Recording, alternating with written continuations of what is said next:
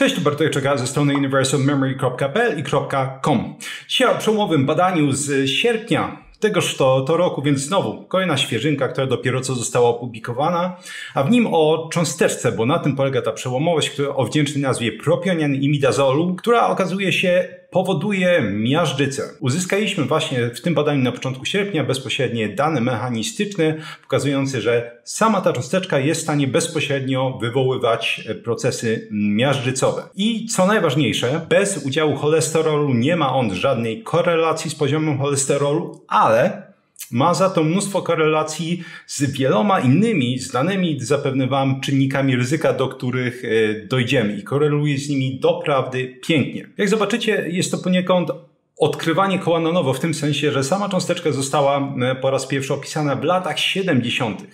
Więc mamy tak naprawdę blisko już 6 dekad, tak naprawdę, a przynajmniej dobre pół wieku, od kiedy cząsteczka ta została opisana. Natomiast dopiero teraz pojawiły się dane mechanistyczne pokazujące właśnie bezpośredni wpływ propionimidazolu na wywoływanie miażdżycy, chociaż cząsteczka ta oczywiście była badana od jakiegoś czasu, chociaż co najciekawsze, jak zobaczycie, po tych pierwszych badaniach w latach 70. ona tak naprawdę znikła z mapy naukowej na długie dziesięciolecia i dopiero po roku 2010 pojawiło się takie odnowione zainteresowanie tą cząsteczką. Oczywiście jeśli kogoś interesują procesy patogenezy miażdżycy, to na pewno go to nie zdziwi w tym sensie, że istnieje tyle czynników ryzyka wywoływania miażdżycy i całe mnóstwo z nich koreluje, tak jak zaraz zobaczycie, między innymi ze stanami zapalnymi i nie ma absolutnie nic wspólnego z poziomem cholesterolu, mimo że oczywiście zwolennicy hipotezy lipidowej będą do końca życia i jeszcze dzień później przekonywać, że tylko panie lipidogram to jest najważniejsze, co jest nam potrzebne, jeśli chodzi o predykcję chorób układu sercowo-naczyniowego. Jak zawsze, jeśli mówimy o zdrowym stylu życia, zdrowych dietach, zdrowej diecie, to nie sposób nie wspomnieć o sponsorze tego odcinka, którym jest niezmiennie Mięsna Paczka. Jeśli jeszcze nie słyszałeś, to Mięsna Paczka jest dostawcą mięsa z certyfikowanych ekologicznych polskich gospodarstw, że jak nieustannie powtarzam, mięso jest hodowane tak jak Bozia przykazała, tak jak być powinno hodowane. Nie ma używanych żadnych antybiotyków na żadnym etapie wzrostu, nie ma używanych żadnych hormonów, boosterów wzrostu. To daje nam gwarancję, że mięso, które dostajemy, jest najwyższej możliwej jakości. Mięsna Paczka działa w bardzo prosty sposób. Wchodzimy na stronę Mięsnej Paczki, wybieramy jedną z uprzednio skompletowanych paczek albo kompletujemy własną ze wszystkich produktów, które są dostępne w sklepie. Punkt drugi wybieramy, gdzie ma zostać dostarczona i punkt trzeci cieszymy się, bo paczka właśnie trafiła pod nasze drzwi. Ona jest zawsze świetnie zabezpieczona, jest warstwa izolacyjna, jest suchy lód i tak właśnie zmrożone mięsko można sobie przerzucić do zamrażarki i wyciągnąć, kiedy jest ochota albo siła coś ugotować. Jeśli jeszcze nie zamawiałeś z Mięsną Paczką, to z kodem BARTOSZ10 jest 10% zniżki na pierwsze zamówienie. Ja jak zawsze serdecznie polecam ze swojej strony. I lecimy dalej. Plan działania jest taki, że przejdziemy sobie przez najnowsze badanie i te ciut starsze, przy czym ciut starsze to może jest lekkie niedopowiedzenie, bo chyba najstarsze badanie, na które będę się połować, jest z roku 2018. Przejdziemy sobie przez te badania, zobaczymy mechanistycznie właśnie, jak działa ta cząsteczka, jak się zmienia w różnego rodzaju procesach patologicznych, skąd powstaje, co powoduje jej podwyższenie, jak może, uwaga, wchodzić w interakcję między innymi z różnego rodzaju lekami, chociaż przede wszystkim skupimy się tutaj na metforminie oczywiście, czyli leku przeznaczonym do leczenia cukrzycy oraz z czym najbardziej korelują wysokie poziomy tej cząsteczki, czyli jakie różnego rodzaju inne stany chorobowe są z tym powiązane i potencjalnie właśnie jakie stany będą powodować powstawanie tej cząsteczki w znacznych ilościach. Jak ładnie ujęto to na początku badania, propionimidazolu jest jednym z paru zaledwie do tej pory opisanych metabolitów mikrobioty, jak zaraz zobaczymy, który został opisany w związku właśnie z chorobami, szczególnie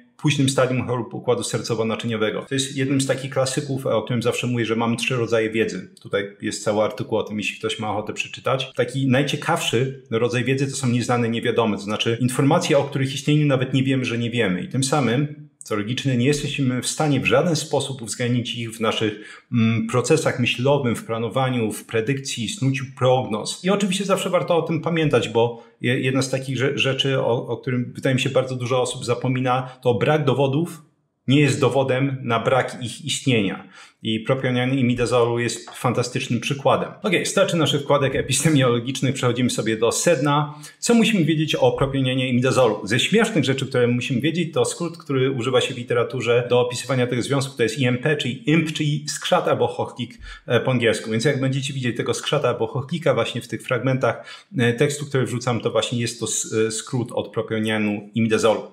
I propionian imidazolu jest produkowany, uwaga, z histydyny, czyli jednym z naszych 20 obowiązkowych aminokwasów, które musimy spożywać, czy nie jesteśmy w stanie syntezować ich sami w organizmie. Poziom tego propionianu imidazolu w żaden sposób nie zależy od spożycia histydyny, czyli możemy sobie pakować jej dużo więcej w postaci różnych rodzajów produktów spożywczych i nie będzie to miało żadnego wpływu na podwyższenie poziomu tego metabolitu. I rzeczywiście stwierdzono, że u zdrowych osób poziomy propionianu imidazolu są praktycznie niewykrywalne. W moczu są praktycznie niewykrywalne w kale.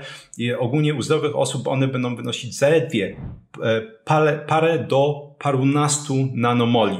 Natomiast u osób chorych ich poziom może zwiększyć się nawet 100-krotnie. Tutaj pierwsze jest takie poruszenie, chociaż ja będę to doprecyzowywać, że przez te osoby chore, literatura tutaj przynajmniej w tym fragmencie ma na myśli osoby z cukrzycą typu 2 i osoby z chorobami układu sercowo-naczyniowego. Natomiast jak zobaczycie dalej, jest dużo więcej ciekawych takich korelacji, chociażbym powiedział nawet związków przyczynowo-skutkowych, mianowicie jakie jednostki chorobowe zwiększają znacząco stężenie tego metabolitu. Jednym z takich szerzej zakrojonych badań, gdzie sprawdzano, czy właśnie stężenie propionianu imidazolu jest powiązane z występowaniem miażdżycy, było badanie na 400-osobowej kohorcie o nazwie PESA. I w tej kohorcie 295 osób miało subkliniczną miażdżycę, 105 osób było osobami zdrowymi i stanowiły one grupę kontrolną. Badano właśnie potencjalne procesy miażdżycowe u tych osób przy pomocy badań obrazowych, USG dwu- i trójwymiarowe oraz tomografia komputerowa bez kontrastu. W badaniu robiono również pomiary właśnie poza propionianem imidazolu, histydyny i kwasu urokanowego. Wyniki były następujące, że stężenie propionianu i imidazolu istotnie wyższe u osób z subkliniczną miażdżycą w porównaniu z grupą kontrolną. Histydyna i kwas urokanowy wykazywały brak istotnych różnic. Wykazano, uwaga, liniową zależność między stężeniem propionianu i imidazolu a obecnością miażdżycy, nieliniową zależność między stężeniem propionianu i imidazolu a rozległością miażdżycy. Druga kohorta nazywała się IGT. Wzięli w niej udział uczestnicy bez żadnych objawów klinicznych miażdżycy. U 1315 osób wykazano subkliniczną miażdżycę, u 529 osób brakowało miażdżycy, to była grupa kontrolna. Znowu pokazano liniową zależność między stężeniem tego metabolitu propionianu imidazolu a obecnością miażdżycy. W obu grupach wykazano dodatnią korelację między stężeniem propionianu imidazolu a stężeniem glukozy nadczą, wysokim poziomem markeru stanów zapalnych ASCRP, czyli białko reaktywne C wysokiej wrażliwości. Ono jest mniej więcej 1000 razy wrażliwsze niż ten typowy marker CRP, który większość osób mierzy, jeśli chodzi o stany zapalne. Jeśli chodzi o BMI, czyli indeks masy ciała, między ilością tłuszczu trzewnego, dyslipidemią, to też nie powinno dziwić, bo przypominam, że na przykład w otyłości stopnia 1 czy stopnia 2 bardzo często cholesterol będzie podwyższony, co jest jakby następstwem czy konsekwencją samych zaburzeń metabolicznych. Ujemna korelacja z kolei była między poziomem propionianu imidazolu a stężeniem hipoproteiny wysokiej gęstości, czyli HDL. Jest to również o tyle ciekawe, że im wyższy tercyl, czyli znowu po prostu im wyższe stężenie propionianu imidazolu, tym częstsze występowanie miażdżycy oraz tym wyższy wskaźnik KAG, czyli ten wskaźnik uwapnienia tętnic wieńcowych. I okazało się, że propionian imidazolu był niezależnym czynnikiem pokazującym występowanie miażdżycy. Miał lepszą zdolność predykcyjną niż hipoproteina LDL, miał również lepszą zdolność predykcyjną niż HSCRP, czyli to białko reaktywne C wysokiej wrażliwości. Również niesamowicie ciekawe jest to, że tym osobom w tej kohorcie PESA podawano 18F-fluorodeoksyglukozę. Jeśli jeszcze nie słyszałeś o tym markerze, to dam tutaj mały off-top. Ja opowiadałem o nim bardziej szczegółowo w wywiadzie z Przemkiem Górczykiem, bo pokazywałem właśnie na przykładzie tego markera, że Najzwyczajniej w świecie guzy nowotworowe albo przerzuty są bardziej aktywne metabolicznie i będą pochłaniać dużo więcej glukozy. Do tej pory jest, nie wiem, czy większa, czy mniejsza część lekarzy, która się z tym kłóci, natomiast najlepszym dowodem jest to, że w diagnostyce przerzutów albo guzów nowotworowych używa się właśnie 18F-fluorodeoksyglukozy.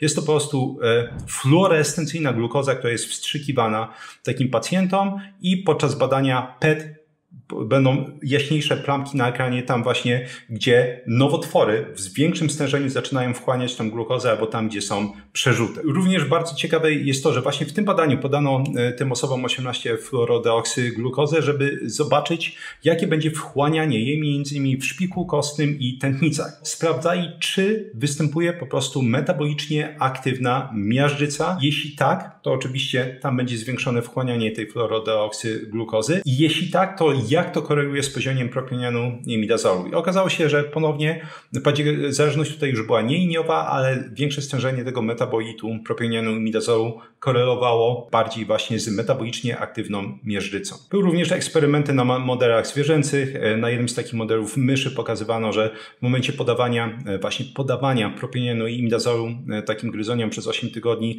następowała zwiększona aktywacja m.in. komórek śródbłąka, komórek układu odpornościowego, co może brzmieć jako enigmatycznie, natomiast najśmieszniejsze jest to, że dokładnie to jesteśmy w stanie wykazać w momencie, w którym podamy komukolwiek jakąś większą dawkę glukozy. Wystarczy jeden posiłek. Ja opisywałem to dokładnie w tym filmiku, że każdy posiłek równa się stany zapalne tętnic. Mimo że wydaje się to clickbaitowe, tak, u większości osób reakcja jest taka, szczególnie osób chorych metabolicznie, że dowolne podbicie glukozy będzie wprowadzało stany zapalne śródbłąka, tętnic, co jest bezpośrednim przyczynkiem jakby do powstawania miażdżycy i w momencie, w którym ktoś będzie postępować zgodnie z wytycznymi, czyli walenie 4-5 posiłków dziennie, 50-60% węglowodanów, dokładnie to się będzie działo. Prawdopodobnie to, co opisywałem w tamtym filmiku, gdzieś tam w tle prawdopodobnie właśnie działa ten propionian imidazolu, patrząc na inne korelacje, które dalej opiszę w tym odcinku. W ogóle te eksperymenty na myszach były fascynujące,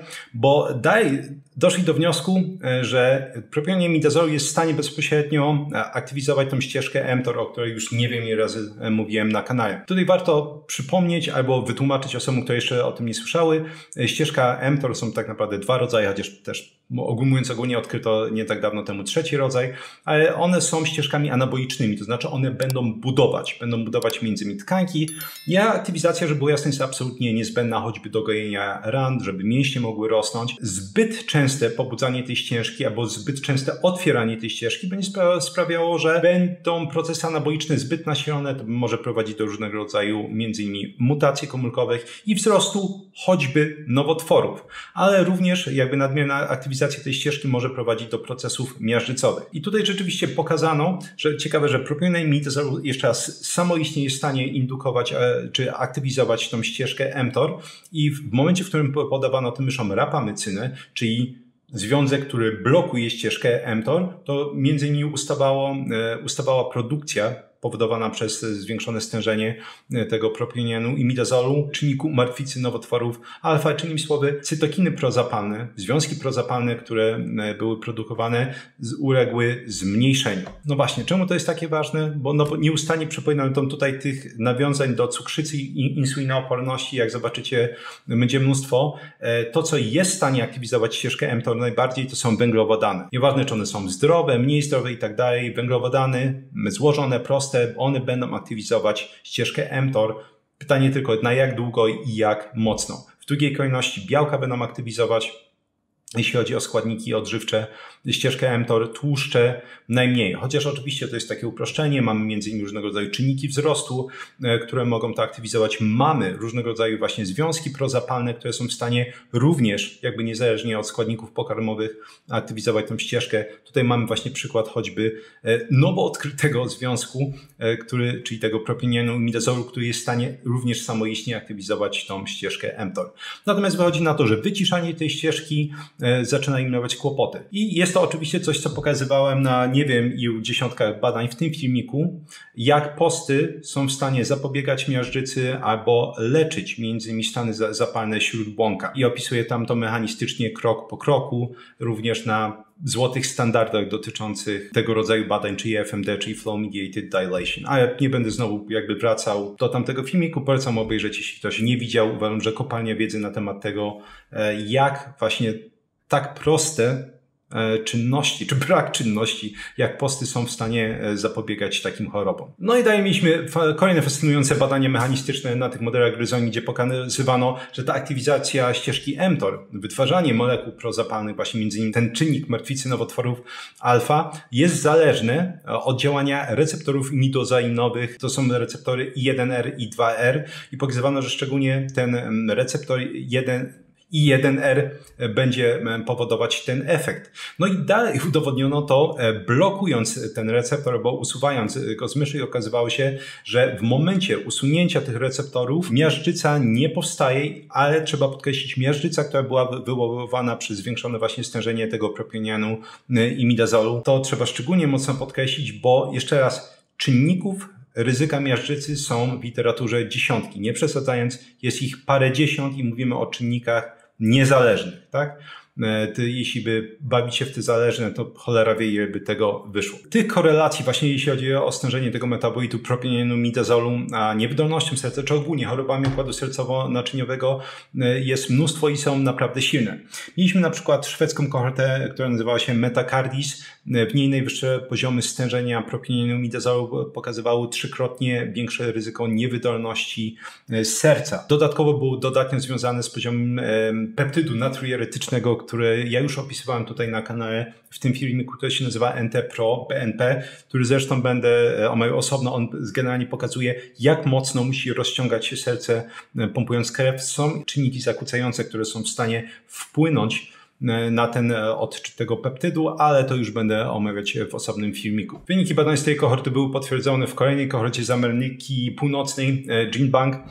Tam w sumie przebadano 407 osób z niewydolnością serca, 1331 osób z chorobami układu sercowo-naczyniowego i 417 osób bez niewydolności serca oraz bez żadnych chorób układu sercowo-naczyniowego. Większe stężenie tego metabolitu wykazywało korelację, jeśli chodzi o ryzyko relatywne 1,85. Co ciekawe, również jeśli chodzi o follow-up, czyli sprawdzenie, jak sobie osoby w tej badanej kohorcie radzą ileś tam lat później czy czasu później, wykazywano, że osoby z tym najwyższym stężeniem metabolitu miały również największą śmiertelność. Warto podkreślić, że wszystkie te korelacje wciąż były wysokie, nawet po uwzględnieniu korekty o inne znane czynniki ryzyka. Natomiast jestem pewien, że nawet jeśli już gdzieś tam ci się obiło o uszy, to badanie właśnie, które omawiałem, te korelacje, dowody mechanistyczne, które opisywałem, to wiele osób nie zna całej prawdy o propionianie imidazolu.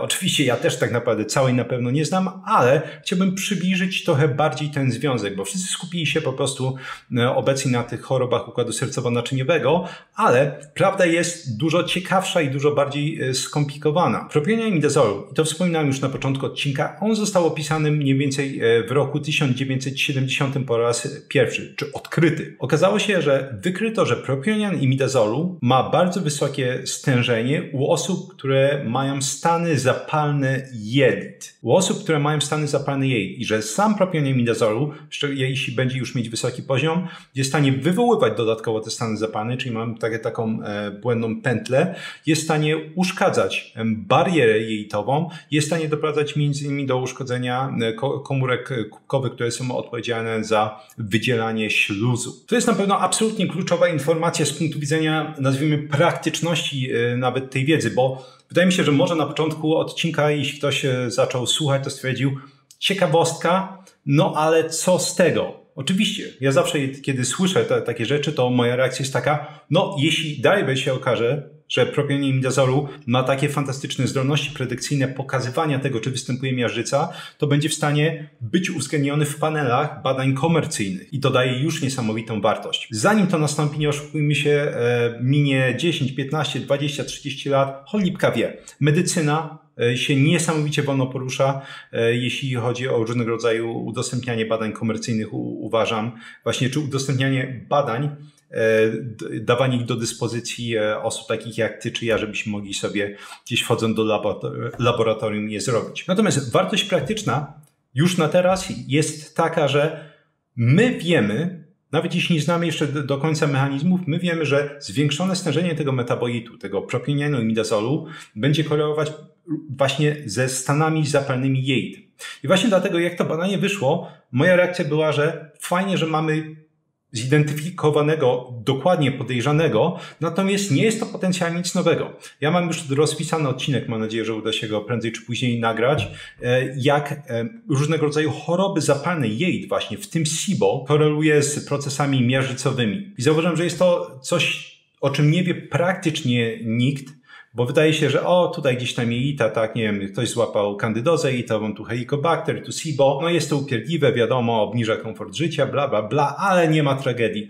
No, generalnie tragedia jest, im dłużej takie stany zapalne w jeitach będą występować, tym większa szansa, że będzie powstawać albo będzie rozwijać się, szczególnie jeśli taka miażdżyca już była wcześniej miażdżyca. Także jest to też poniekąd taki mój osobisty apel, jeśli mogę sobie pozwolić. Jeśli masz jakieś stany zapalne jeit i olewałeś to do tej pory, warto się tym zająć. I zauważyłem, że wiele osób jest w stanie mieć lata takie kłopoty i przejść do porządku dziennego.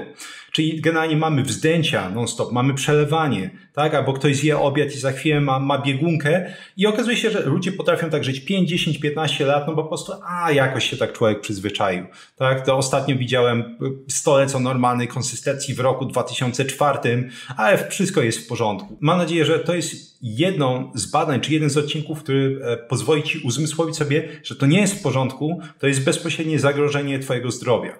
I również właśnie w tym sensie, czy w odniesieniu do układu sercowo-naczyniowego. W tych badaniach różnego rodzaju, które będą oczywiście załączone pod odcinkiem, pokazywano, jakie zwiększone stężenie, jakie zwiększone występowanie różnego rodzaju bakterii potencjalnie będzie przyczyniało się do zwiększonej produkcji tego metabolitu.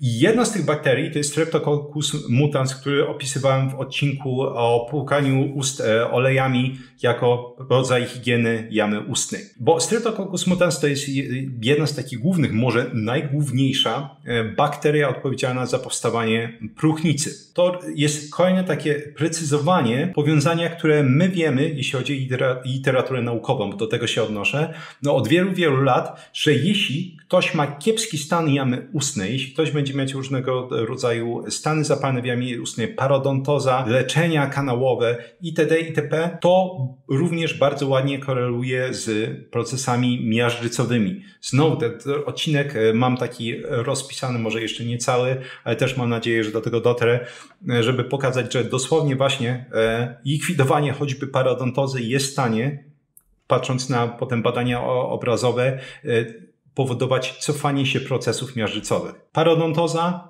procesy miażdżycowe. Tak, nie ma tutaj udziału cholesterolu, nie ma tutaj nic innego poza tym, że mamy stany zapalne. Jest to bardzo, zauważyłem, takie sprzeczne z intuicją dla wielu osób, natomiast nie powinno być, bo tak jak mówiłem, mamy nieznane, niewiadome. Mamy informacje, o których istnieniu nie wiemy, że nie wiemy. Ale wiele osób, które na przykład, mówiąc ogólnie, żyje bardzo zdrowo, już widziałem takie komentarze, że tak, ja zawsze żyłem zdrowo i to, i tamto, i nagle się okazuje, że coś złego się przytrafia. Oczywiście mamy różnego rodzaju predyspozycje genetyczne do takich rzeczy, ale też są różnego rodzaju pierdoły, takie jak właśnie choćby non-stop stany zapalne w jamie ustnej, które są ignorowane przez wiele osób. Im dieta niby jest a potem się 5 razy w roku lata do dentysty. I znowu oczywiście tutaj można snuć te korelacje mało zaskakujące. Jaki rodzaj diety, jaki makroskładnik odżywczy będzie korelować z występowaniem próchnicy? Czy będzie bezpośrednio przyczyniać się do próchnicy? Węglowodany. Wracając właśnie do różnego rodzaju badań kohortowych, można wspomnieć właśnie, że ten propionian midazolu bardzo ładnie koreluje z insulinoopornością, bardzo ładnie koreluje z cukrzycą, ale również z ubożeniem różnorodności właśnie naszej mikrobioty, co oczywiście bezpośrednio wiąże się ze stanami zapalnymi jej, co pokazywano właśnie już na wielu kohortach. Pokazywano mechanistycznie na modelach zwierzęcych, że samo wstrzyknięcie propionianu i midazolu jest w stanie zaburzyć zaburzać sygnalizację insulinową, czyli bezpośrednio jest w stanie przyczyniać się do insulinooporności. I to jest jedna z tych właśnie fascynujących rzeczy, znowu dosyć sprzecznych z intuicją, że niektóre osoby, które mają stany zapalne jelit się dziwią, czemu u nich nagle przy testach choćby obciążenia glukozą, te wyniki są no nie takie, tak? Nie tak one powinny wyglądać, tak? Zwłaszcza, że przecież dieta nie jest moja taka zła, czemu są takie wyniki. Stany zapalne jelidy, dysbioza będą w stanie powodować zwiększoną produkcję propionianu i midazolu. Sam propionian i midazolu będzie w stanie natomiast zaburzać sygnalizację insulinową i bezpośrednio indukować insulinooporność. Na początku filmiku wspominałem o powiązaniu między właśnie propionianem i midazolu, jego stężeniem, a działaniem metforminy i właśnie w jednym z badań roztrząsano, czy propionian i midazolu nie jest potencjalnym wyjaśnieniem, dlaczego metformina nie działa tak samo u wielu osób. Jakby sama efektywność stosowania metforminy będzie zdecydowanie różnić się od osoby do osoby. I właśnie w jednym z badań pokazano, że prawdopodobnie przynajmniej jako jedna z takich wyjaśniających zmiennych, która tłumaczy ten stan rzeczy, to stężenie propionianu i midazolu. Trzeba jeszcze raz mocno podkreślić, że nie chodzi tutaj o samą dysbiozę jelitową. Oczywiście ona sama będzie powodować podwyższone stężenie propionianu i midazolu, ale również sama dysbioza powodowana bez żadnych innych stanów zapalnych jelit, czy to właśnie SIBO, nie wiem, kandydoza, helicobacter i tym podobne, samo cukrzyca i insulinooporność będą powodować takie zmiany, jeśli chodzi o mikrobiotę, która będzie promować produkcję zwiększoną tego metabolitu propionianu i midazolu. Czyli z takich naszych wrogów, o których sobie mówiliśmy, i to zresztą te badania kohortowe potwierały te korelacje, jeśli mamy cokolwiek nie tak metabolicznie, podwyższony poziom glukozy, insulinooporność, czyli już występującą cukrzycę, dysbiozę jelitową, zwiększona ilość tłuszczu trzewnego, czyli tego po prostu tłuszczu brzusznego, ale również tłuszczu, który potencjalnie może okalać organy, tak? Może gromadzić się wokół organów. Klasyk stłuszczona wątroba, wtedy mamy rzeczywiście jak najbardziej powody do niepokoju. I znowu, to jest jakiś tam rzecz na odcinek. Miażdżyca ma oczywiście różnego rodzaju czynniki ryzyka, ale one nie są równomierne.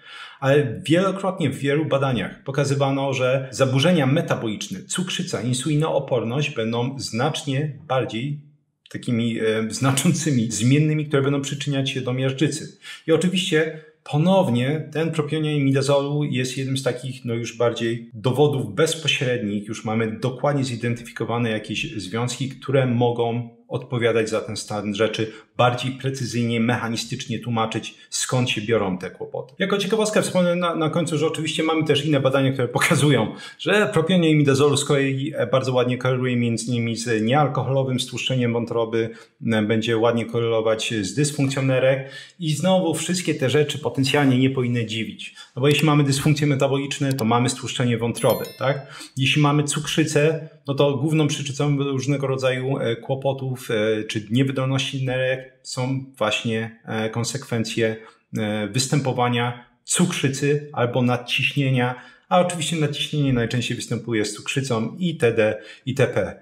O cholera, Boże, jak jest gorąco, jak nienawidzę lata. Ale tak, jeśli chodzi o rzeczy merytoryczne, to wszystko z mojej strony.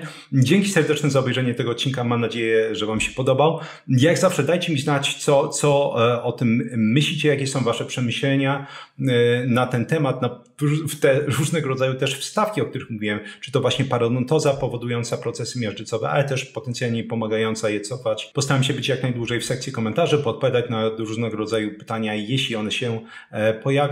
No, będziemy działać. Jeśli chodzi o tradycyjne ogłoszenia, to polecam standardowo swoje kursy.